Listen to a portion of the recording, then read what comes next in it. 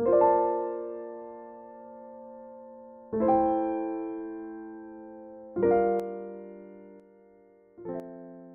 오늘 저는 에베소서 6장 1절부터 3절까지의 말씀을 가지고 세상의 모든 자녀들아 라고 하는 제목으로 하나님의 말씀을 함께 나누고자 합니다. 여러분, 인간은 태어나면서부터 죽을 때까지 평생 배워야 합니다.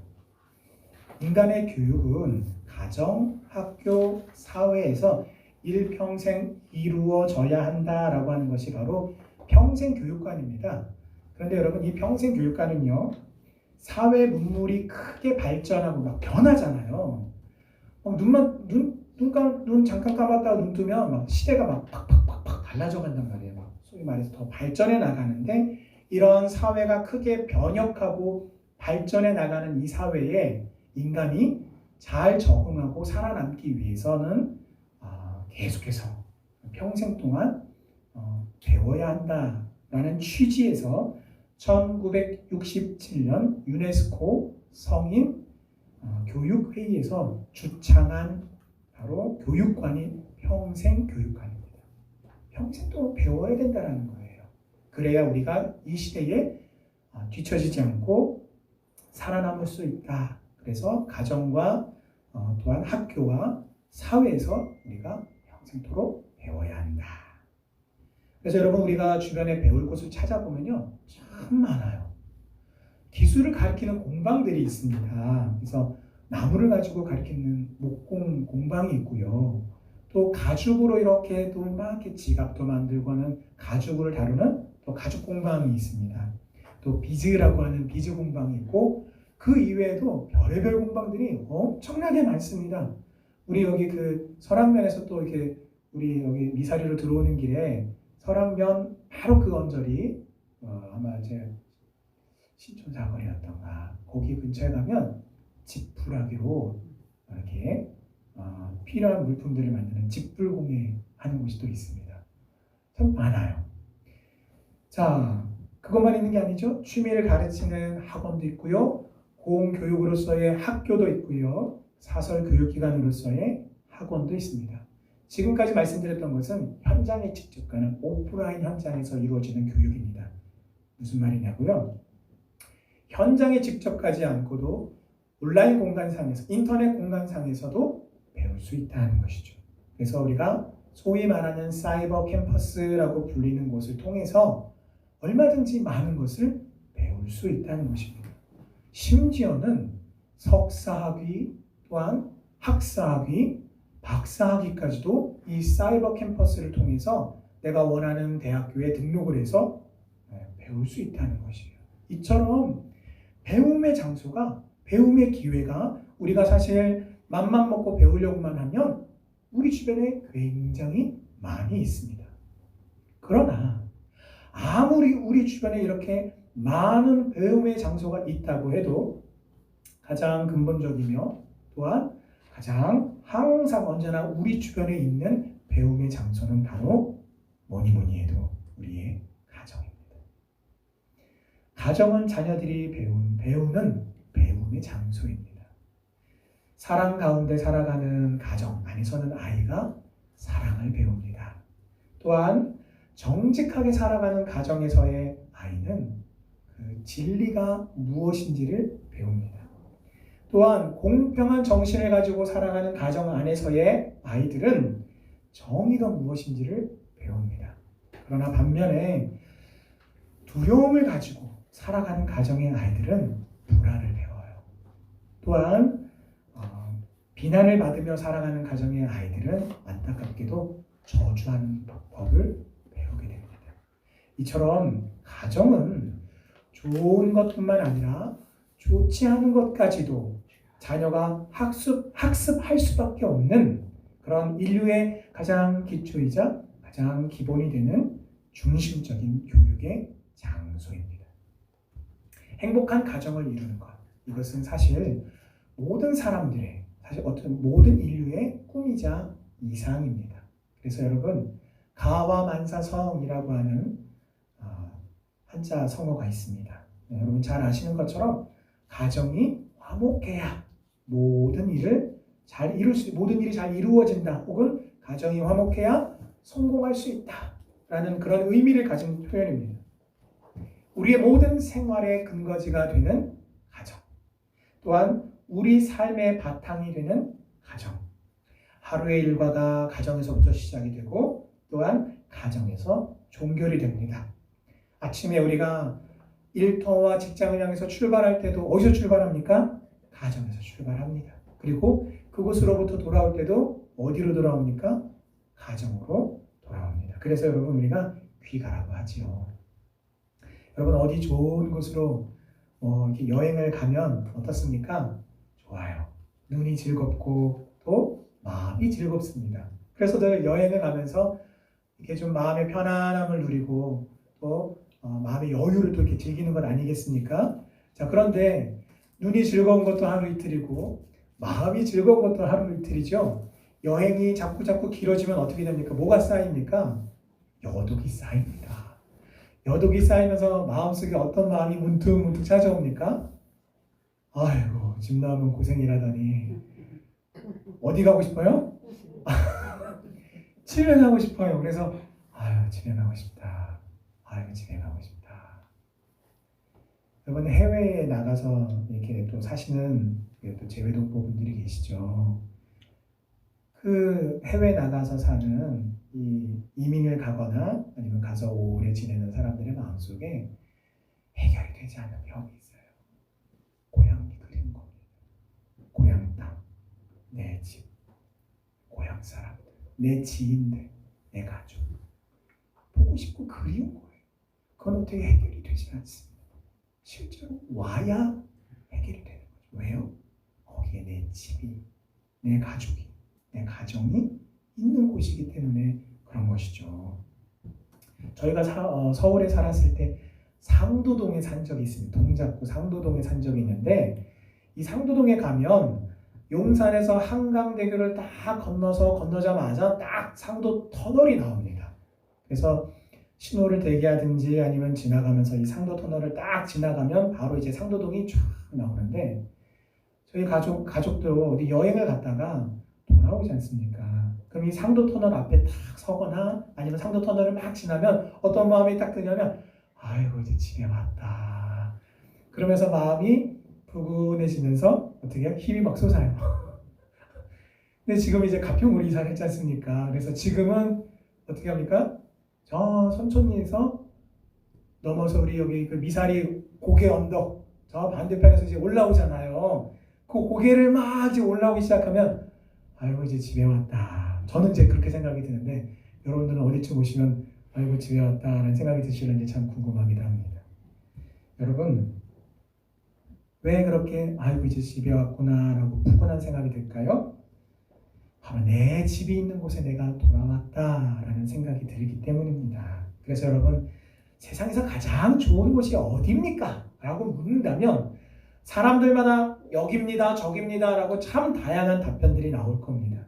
하지만 가만히 그 모든 것을 따라가고 추적해보고 찾아보면 결국은 우리 가정이에요. 내 가정, 내 집으로 내 집이 세상에서 가장 좋은 곳입니다. 라고 우리는 그렇게 아마 답변할 것입니다. 가정이야말로 고달픈 우리 인생의 피난처요. 또한 사랑과 행복의 보금자리요. 또 작은 천국인 것입니다. 이 행복의 작은 천국에서 우리가 무엇을 배워야 할까요?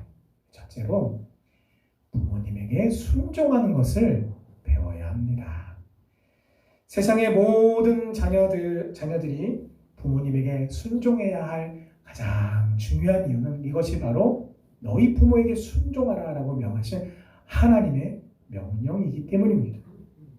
주 안에서 부모에게 순종하라 라고 하는 것은 하나님이 주신 명령입니다. 또한 부모에게 순종해야 할 두 번째 이유는 이것이 바로 사람의 본분이기 때문입니다. 사람의 본분. 하나님은요, 이것이 옳은 것이라고 말씀을 하셨습니다. 인간은 짐승과 달리 도덕성을 가지고 있는 인격적인 존재입니다. 그래서 은혜를 베풀 줄도 알고 또 그 받은 은혜에 대해서 우리가 감사할 줄도 알고 또 그것을 갚을 줄도 보답할 줄도 아는 것입니다. 사람은 태어나서 단순히 밥을 먹고 옷만 입고 한다고 해서 자라는 것이 아니라 부모의 따뜻한 사랑과 또 지극한 정성을 먹으면서 자랍니다. 그러므로 이러한 은혜에 보답하기 위해서 부모님에게 효도한다라는 것은 인간의 마땅한 본분인 것입니다. 또 한 가지 중요한 이유가 있는데 그것은 바로 예수님께서 우리에게 이와 같은 모범을 보이셨기 때문입니다. 자, 요한복음 19장 26절에서 27절까지의 말씀입니다. 같이 읽을까요? 시작! 예수께서 자기의 어머니와 사랑하시는 제자가 곁에 서 있는 것을 보시고 자기 어머니께 말씀하시되 여자여 보소서 아들이니이다 하시고 또 그 제자에게 이르시되 보라 내 어머니라 하시니 그때부터 그 제자가 자기 집에 오시니라. 아멘. 예수님께서 제자 요한입니다. 이 사랑하시는 제자가 누구냐면 이 요한복음을 기록한 요한 자신이에요. 요한은 항상 자기를 그렇게 드러내지 않고 저런 식으로 표현을 했습니다. 예수님께서 사랑하시는 제자, 예수님의 품에 누운 제자, 이가 요한을 가리키는 거예요. 그래서 제자 요한에게 마리아를 가리키며 보라 내 어머니다라고 그렇게 말했어요. 여러분, 하나님의 아들이신 예수님이 어떻게 마리아의 참 아들이 되고 마리아가 어떻게 예수님의 참 어머니가 될 수 있겠습니까? 그렇지는 않죠. 그럼에도 불구하고 예수님께서는 인간적인 사랑과 또한 효를 잊지 않으시고 자신은 이제 부활하셔서 하나님의 사명을 다 마치시고 하나님의 우편으로 떠나셔야 하였기에 자신의 어머니였던 그 마리아를 요한에게 맡기고 계시는 것입니다. 우리는 자꾸 순종하는 데 있어서 무엇을 찾습니까? 이유를 찾아요. 하나님 제가요 이렇게 해주시면 이렇게 하겠습니다. 자꾸 조건을 답니다. 이거는 그래요. 하나님 제가 보니까 이거는 이렇습니다. 무슨 말이냐? 순종할 이유가 없다고 생각하면 순종하려 하지 않는 게 바로 우리의 모습이다라는 것입니다. 이래서 부당하다라고 생각하는 부모님에게 나는 순종하지 않겠다라고 생각한다는 것이죠. 그래서 제가 가만히 보니까 저 역시 청소년 시절과 청년 시절 때 무엇에 민감했는가 하고 가만히 봤더니 부모님의 말씀이 부당하다는 거예요. 제가 판단할 때 부당한 거예요. 부모님의 말씀이 공평하지 않은 거예요. 왜 저런 말씀을 하시지? 부모님 왜 이렇게 불공평하시지? 왜 이렇게 부당하시지? 나 순종 못해. 그러니까 왜냐하면 감정적인 게 먼저 딱 올라와 버리고 나니까 순종하지 않겠다라는 생각이 딱 드는 겁니다. 그래서 어린 시절 때는 부모님이 완전한 분이고 부모님의 말씀이 정말 완벽하다라고 생각하고 우리 부모님은 세상에서 정말 가장 완벽한 분이다라고 생각했었는데 머리가 커가고 판단력이 생기고 나니까 부모님의 말씀이 참 부당한 것도 있고 부모님이 연약하신 분이고 부족한 분이고 불완전한 분이다라는 것을 알게 되었다라는 것입니다. 그런데 그런 것을 알면 더 잘 섬기고 더 잘 공경해 드려야 되는데 젊은 혈기에 그 부당함에 그 불공평함에 그 부족함에 그 연약함에 해서 어떻게 합니까? 순종하지 않겠다라는 거. 그런 마음을 먹게 되는 제 모습. 이것이 옛날에 이 혈기 있었던 저의 모습. 근데 이것이 어떻게 해요? 모든 사람들이 그래요. 부모님의 말씀에도 그렇고 하나님의 말씀에 대해서도 우리가 어떻게 해서든지 순종하고자 하는 것이 아니라 내가 딱 듣고 내가 딱 판단해서 순종하지 못할 이유거리가 된다 싶으면 순종하지 않는 게 우리의 모습이다라는 것입니다. 그러나 여러분, 우리가 어찌 이유가 있기 때문에 순종하고 효를 행해야 하겠습니까? 이유가 없어도 순종함이 마땅한데 하나님이 명령하셨고 예수님이 우리에게 모범을 보이셨으니 온전히 부모님께 순종하는 자녀들이 되어서 하나님께 영광을 돌리며 살기를 주님의 이름으로 축원합니다. 이 자리에 보니까 당장 이 말씀을 직접적으로 들을 만한 사람이 앞에 3명 있네요. 꼭 저조라고 하는 그 설교같이 느껴지는데, 네? 선생님들이 이제 나이 연세들이 또 지긋하셔서 말씀을 적용하기가 힘드실 수 있다라고 생각이 들지만 그렇지 않습니다. 우리의 참 부모님은 우리 하나님 아버지신 줄 믿습니다. 그래서 제가 잠깐 언급했지만 하나님의 말씀에 순종함이 여러분 우리가 하나님께서 우리에게 명령하신 바이고 그것이 하나님을 순종하며 살아가는 길인 줄 믿습니다. 두 번째는요. 이 순종은 바로 효를 행하는 실천 방법이다라는 것입니다. 여러분 이거 제가 사실은 이렇게 두 말하기가 잔소리고 입이 아픈 말 아닙니까? 왜냐하면 이 자리는 대부분은 다 부모님이세요. 그러다 보니까 제가 말씀드렸던 것처럼 부모님이신 우리 성도님들 모두도 옛날 소시적에 다 유년 시절을 겪으셨고 청소년의 시절을 겪으셨고 청년의 때를 보내서 장년이 되었고 결혼을 하셔서 또 자녀를 낳고 부모님이 되어왔다라는 겁니다. 그러니까 옛날에 그 마음도 내가 알고 또 이제는 어떻게 해요? 부모로서 내 자녀를 향한 기대와 또 무엇이 나를 정말 기쁘게 하는가, 부모인 나를 기쁘게 하는가를 잘 압니다. 그래서 사실 순종은 효를 행하는 방법이다. 깊이 공감이 가실 거예요. 자녀가 좋은 것을 아무리 사준들 자녀들끼리 서로 으르렁거리고 아웅하고 다웅하고 관계가 좋지 않다면 여러분 부모님의 마음이 편하던가요? 기쁘던가요? 아닙니다. 효라고 하는 것은 부모님의 마음을 기쁘시게 드리고 부모님의 마음을 편케 드리는 것이 핵심이기에 바로 그 순종, 부모님의 말씀에 대한 순종을 통해서 효를 행하는 것입니다. 여러분 잠언과 출애굽기 말씀을 한번 함께 보도록 하겠습니다. 잠언 30장 17절 말씀입니다. 하나님께서 자녀들에게 부모님의 말씀에 대하여 순종하는 것, 효를 행하는 것을 얼마나 하나님이 중요하게 여기셨는가에 대한 말씀입니다. 아비를 조롱하며 어미 순종하기를 싫어하는 자의 눈은 골짜기에 까마귀에게 쪼이고 독수리 새끼에게 먹히리라. 다음 말씀입니다. 자기 아버지나 어머니를 치는 자는 반드시 죽일지니라. 사람을 납치한 자가 그 사람을 팔았든지 자기 수하에 두었든지 그를 반드시 자기의 아버지나 어머니를 저주하는 자는 반드시 죽일지니라. 이것이 하나님이 보시는 자녀로서 어떤 기준을 가지고 부모님께 순종하고 부모님께 효를 해야 되는지에 대한 하나님의 판단 기준을 오늘 우리에게 보여주고 계신 거예요. 우리는 자꾸 오해하기 쉽습니다. 뭘 오해하냐면 구약의 말씀은 이미 다 폐기가 됐고 예수님이 오셔서 신약의 말씀만 우리가 지키면 된다고 그렇게 주장하시는 분들이 있는데 그것은 성경을 매우 잘못 이해하고 계신 거예요. 예수님이 뭐라고 하셨냐면 내가 온 것은 율법을 폐하러 온 것으로 생각하지 마라. 나는 완성하기 위해서 왔다. 그게 무슨 말이냐? 그 말 뜻이 무슨 말이냐면 구약의 말씀도 신약의 말씀도 전부 다 우리에게 필요하다. 그 말씀의 기준을 따라 구약의 말씀도 지키고 신약의 말씀도 지켜야 된다. 그리고 그 모든 것의 핵심으로서 내가 너희를 사랑한 것 같이 너희도 서로 사랑하라.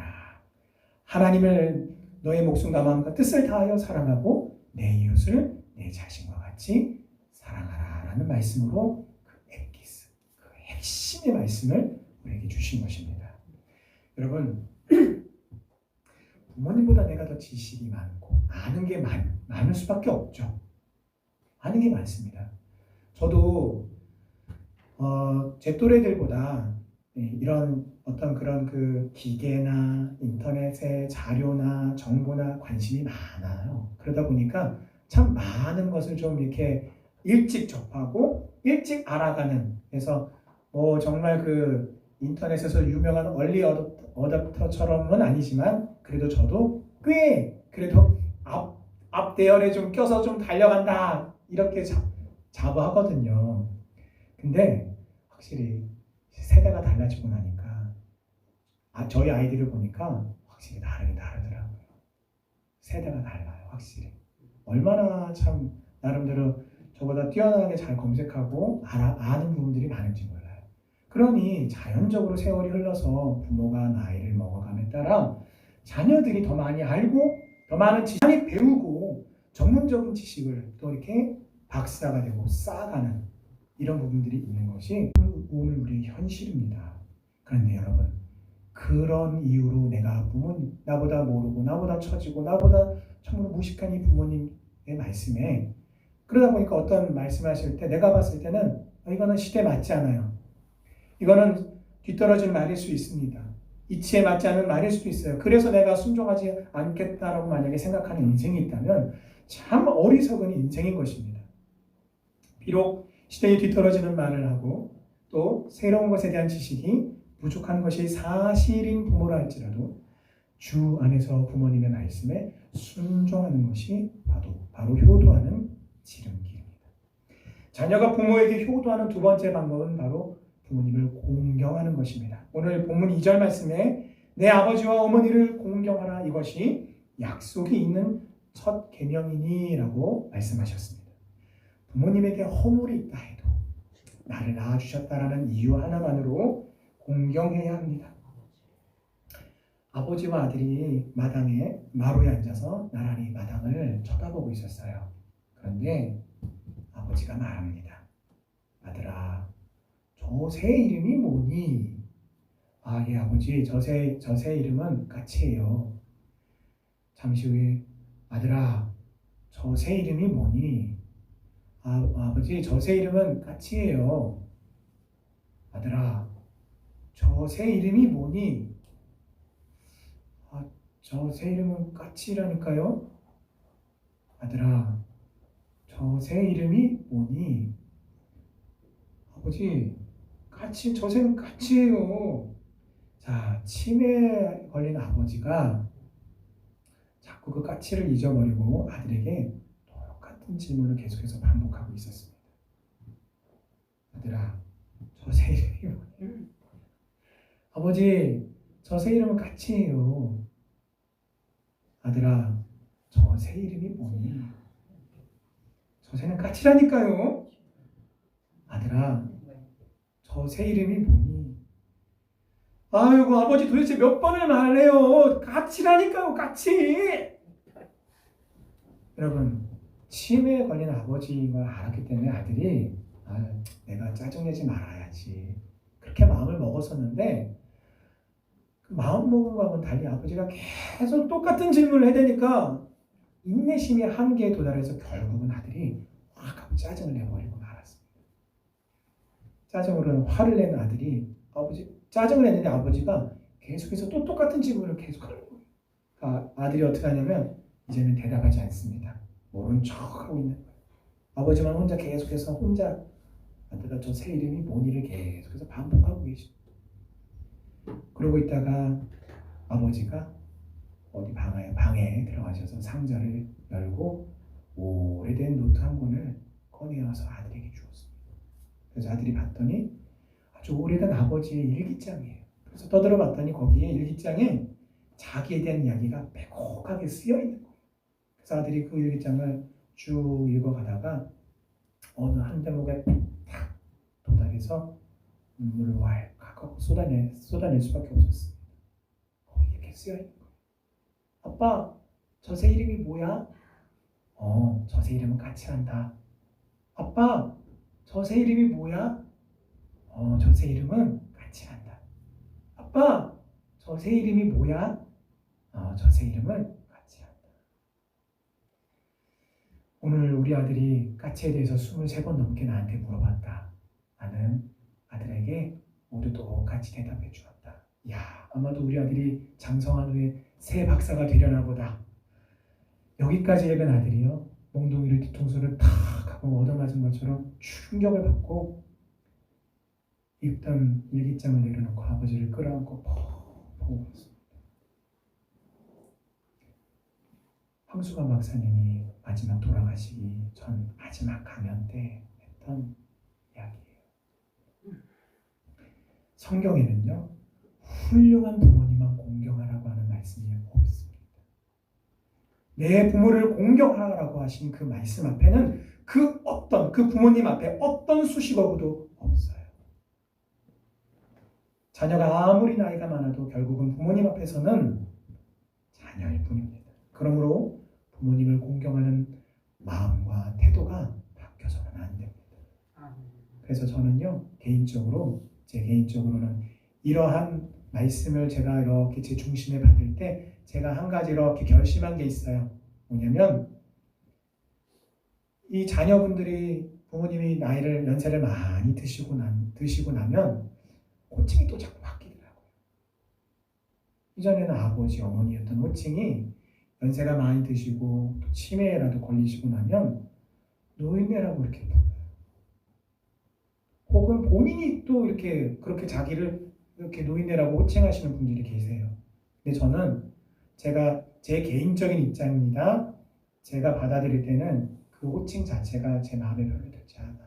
왜냐하면 부모님을 존경하는 의미보다는 존경하지 않는다라고 하는 어감이 저한테 있기 때문에 저는 그렇게 부르지 않겠다 라고 그렇게 말씀을 제가 받고 저는 이것을 아주 오래전부터 그렇게 제 마음에 그렇게 결단을 하고 지켜가고 있습니다.